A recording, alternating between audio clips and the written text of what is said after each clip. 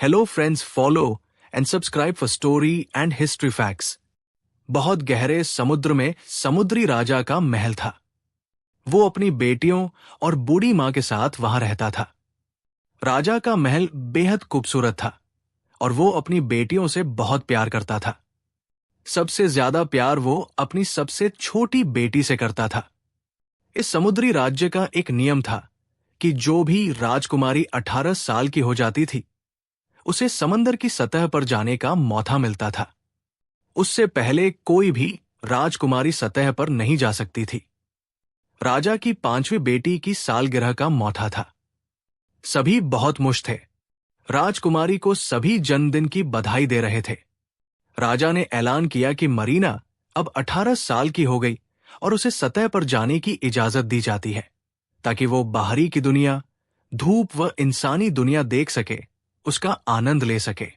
राजा ने साथ ही मरीना को आगाह भी किया कि सागर की दुनिया इंसानी दुनिया से बहुत अलग होती है, इसलिए वो इंसानों के करीब न जाए और समय रहते अपनी दुनिया में लौट आए। ये सुन सबसे छोटी राजकुमारी ईवा भी सतह पर जाने की जिद करने लगी, लेकिन राजा ने साफ इनकार कर दिया, क्योंकि वो 18 साल की नहीं हुई थी। ईवा बहुत दुखी हुई। उसे बेसब्री से अपने 18वें जन्मदिन का इंतजार था। ईवा बेहद खूबसूरत थी और उसकी सबसे बड़ी खासियत यह थी कि वो बेहद दयालु थी। समंदर के सभी जीवों से उसे प्यार थे। यही वजह थी कि वो सबकी फेवरेट थी। ईवा को इंसानों के बारे में जानने की बहुत उत्सुकता रहती थी। वो अक्सर अपनी दादी मां से उन्हीं के बारे में पूछती रहती थी। एक बार यूं ही उसने पूछा कि क्या इंसान हमारी तरह ही होते हैं या हमसे बेहतर होते हैं।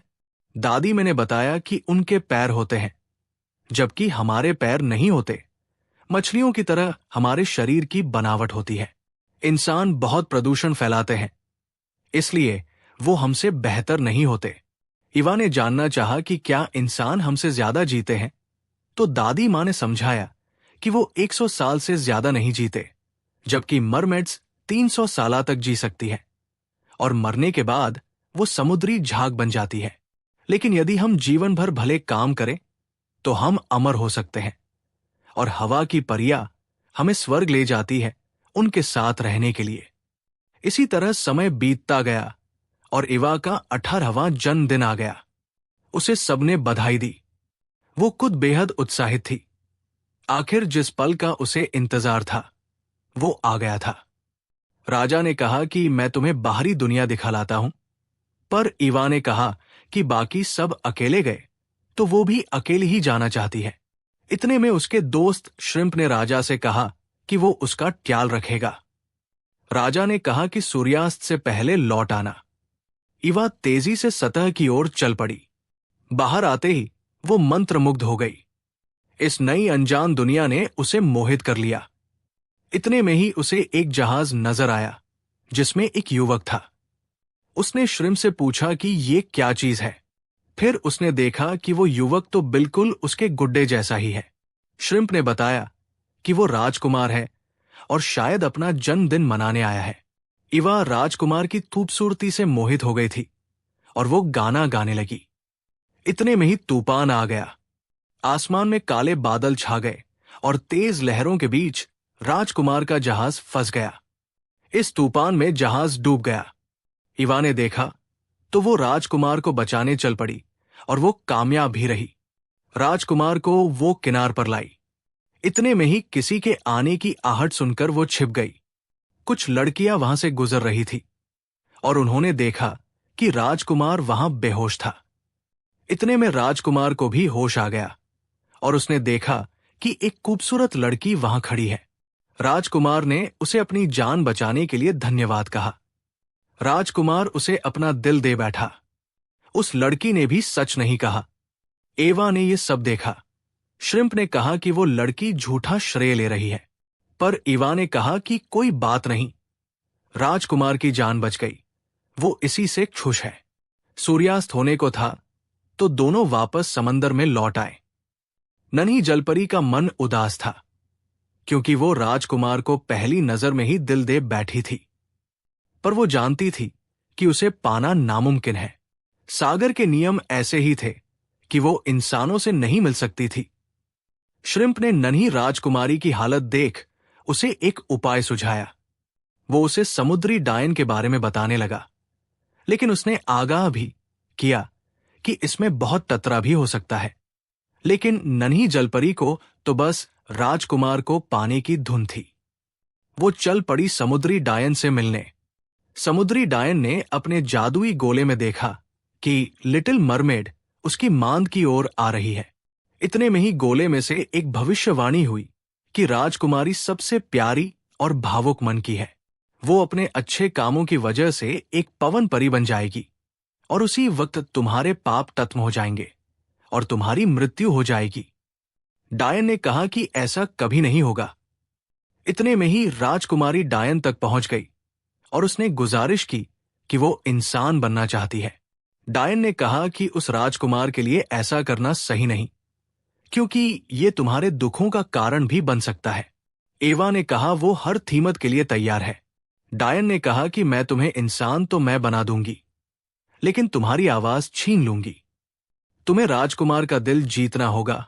अगर तुम कामयाब रही तो तुम्हारी आवाज भी लौट आएगी, लेकिन यदि ऐसा नहीं हो सका तो तुम्हारी मौत निश्चित है और तुम समुद्री झाग बन जाओगी। नन्ही जलपरी ने शर्त मान ली।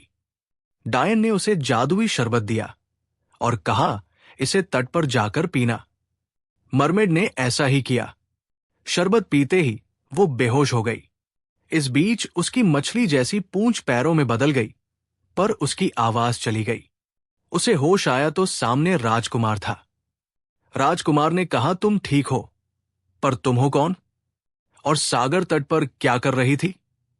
राजकुमार ने उसे आराम करने की सलाह दी। अगले दिन वो चलने लगी तो राजकुमार बेहद खुश हुआ। उसने उसके साथ डांस किया और उसकी नृत्य कला से काफी प्रभावित हुआ। राजकुमार ने कहा कि आज का दिन बहुत अच्छा है, मुझे मेरे जीवन का प्यार भी मिल गया। नन्ही परी को लगा कि वो उसकी बात कर रहा है। इतने में ही राजा का आगमन हुआ और राजकुमार ने राजा से उस लड़की का परिचय करवाया जो उसे तूबान वाले दिन मिली थी। राजकुमार ने कहा कि इसी ने मेरी जान बचाई थी, मैं इससे शादी करना चाहता हूं। राजा भी मान गए। लिटिल मरमेड का दिल टूट चुका था। ये सब देख श्रिम्प ने सागर में जाकर राजा को सब कुछ बताया। राजा ने सागर की देवी से प्रार्थना की और सतह पर चला गया। एवा की बहनें डायन के पास गई ताकि वो अपना श्राप वापस ले। डायन झुश थी कि राजा की बेटियां उसके सामने गिड़गिड़ा रही है। फिर डायन ने कहा कि उसके पास एक उपाय है, लेकिन उसके लिए एवा को राजकुमार की हत्या करनी होगी। यदि लिटिल मरमेड इस जादुई खंजर से राजकुमार को मार देगी तो उसे अपनी जलपरी वाली जिंदगी वापस मिल जाएगी। उसकी बहनें वो खंजर लेकर सतह पर गई।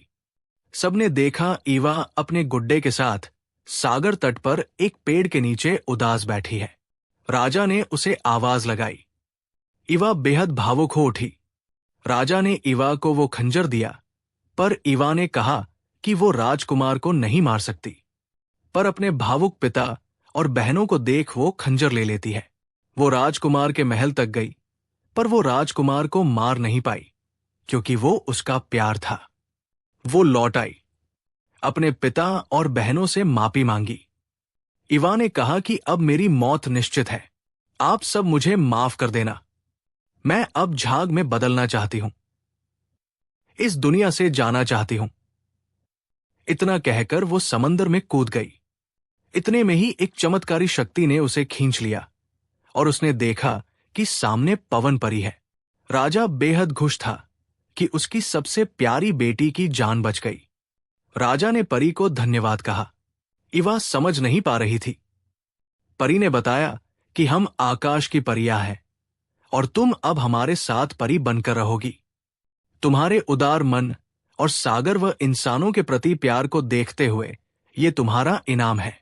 तुम भविष्य में इंसानी रूप में भी जन्म ले सकती हो। लिटिल मरमेड ने सबको अलविदा कहा और अपने राजकुमार से भी कहा कि अगले जन्म में तुम ही मेरा प्यार बनोगे। मैं हमेशा तुमसे प्यार करूंगी। उसने परी मां को धन्यवाद कहा और उनके साथ स्वर्ग में चली गई। ऐसा होते ही उस डायन और उसके पापों का भी अंत हो गया। सभी लोग संतुष्ट थे।